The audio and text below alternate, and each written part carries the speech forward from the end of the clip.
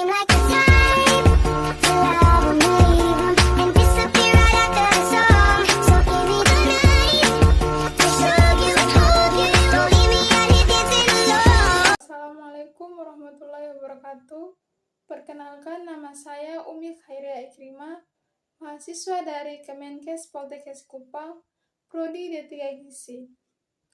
Tujuan dari pembuatan video ini adalah untuk memenuhi salah satu tugas mata kuliah Manajemen Pengendalian Bencana dengan dosen pengampu Pak Esweros Umbu Sugara. Dengan materi konsep dasar penanggulangan krisis kesehatan pada bencana. Penanggulangan krisis kesehatan pada bencana merupakan upaya sistematis dan terkoordinasi untuk mencegah, mengurangi, dan menangani dampak kesehatan yang timbul akibat bencana. Berikut adalah poin-poin utama dalam konsep dasar penanggulangan krisis kesehatan pada bencana.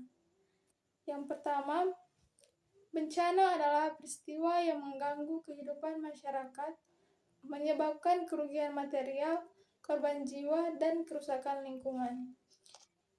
Krisis kesehatan adalah situasi di mana sistem kesehatan menjadi kewalahan akibat bencana, mengakibatkan peningkatan morbiditas dan mortalitas. Prinsip dasar penanggulangan krisis kesehatan yang pertama, kesiapsiagaan. Kesiapsiagaan adalah persiapan sebelum bencana terjadi, termasuk pelatihan, penyediaan sumber daya, dan penyusunan rencana tanggap darurat. Yang kedua, respon cepat. Respon cepat adalah tindakan segera setelah bencana untuk menyelamatkan nyawa, mengurangi penderitaan, dan memulihkan layanan kesehatan. Yang ketiga, pemulihan. Pemulihan adalah upaya untuk mengembalikan kondisi kesehatan masyarakat dan infrastruktur kesehatan ke keadaan normal atau lebih baik. Yang ketiga, mitigasi. Mitigasi adalah upaya untuk mengurangi risiko dan dampak bencana melalui perencanaan dan kebijakan yang tepat. Berikutnya, fase penanggulangan krisis kesehatan. Yang pertama, fase prabencana, yaitu fase persiapan termasuk identifikasi risiko, pelatihan, dan penyediaan logistik.